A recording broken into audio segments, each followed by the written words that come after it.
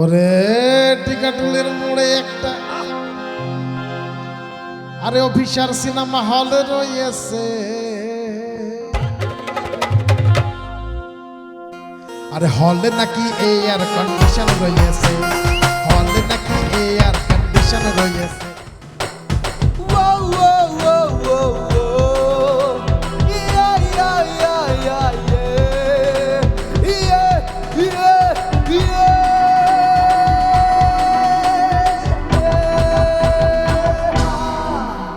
বাহ, শিয়ালের ডাক অনেকদিন পর শুনলাম। বাহ, क्या बात, বাহ।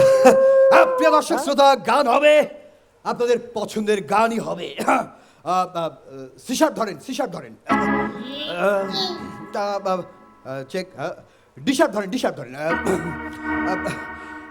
কেউ একটু আমারে ধরেন। চিৎকার দিয়েছি তো একটু মাথা ঘুরাচ্ছি। ওকে, ঠিক আছে, গান হবে। অ্যাকচুয়ালি আমার গানের পিছে এক মাসেই লাখ খানেক টাকার মতো খরচ হয়েছে। বোঝেন আমি কি মাপের শিল্পী। কেন কেন হ্যাঁ, কেন? আমার এক প্রতিবেশী এই চিৎকার শুনে কেস করেছিল, 1 লাখ টাকা গেছে। তারপরে আমি গান ছাড়িনি।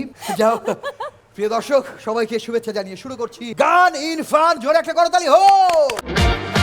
আজকে আমাদের মাঝে 3জন প্রিয় মানুষ রয়েছেন, গানের মানুষ রয়েছেন, ফানের মানুষ রয়েছেন। শুরুতেই এখানে রয়েছেন গানের সেই বিখ্যাত মানুষ পারভেজ সাজ্জাদ, একটা জোরে করতালি হোক। এবং আরও রয়েছেন শিশকন্যা, বিষকন্যা, অবন্তী সিথি, এবং আরেকজন রয়েছেন গানের মানুষ সেই সাথে ফানের মানুষ আতিক ইসলাম, একটা জোরে তালি হোক। এবং আমাদের সাথে মিউজিশিয়ান ভাইয়েরা রয়েছে, তাদের জন্য খুবই ভালো লাগছে ঈদের অনুষ্ঠানে আপনাদের সঙ্গে ঈদ উদযাপন করছি। আমাদেরও ভালো লাগছে। ইয়েস। তো এরকম কখনো হয়েছে যে মঞ্চে আপনারা গান করছেন, দর্শকরা ঢিল ছুঁড়েছে, ডিম ছুঁড়েছে, এরকম কখনো হয়েছে আপনাদের? আমার মনে হয় হয়ে থাকলেও কেউ স্বীকার করবে না, ঠিক তাই রাইট? এরকম তো হতেই পারে না। হতেই পারে না। আমি তো এবার একটা মঞ্চে গান করলাম, দেখি এক পাট জুতা ছুঁড়ে মেরেছে। আমি গান কিন্তু থামাইনি, আবার গাইলাম, কারণ পরের পাট তো দরকার। এবং তোমার সাইজের ছিল? ছিল। শুরুতেই এই ঈদে সবাই তো আনন্দ করতে চায়। জি, তো এই যে গান ইন ফান, তো এমন গান হোক যে গানে ফান হবে একেবারে ভরপুর, এরকম একটি গান পারভেজ ভাই শুরুতে আপনার কাছ থেকে শুনতে চাই। ওরে টিকাটুলের মোড়ে একটা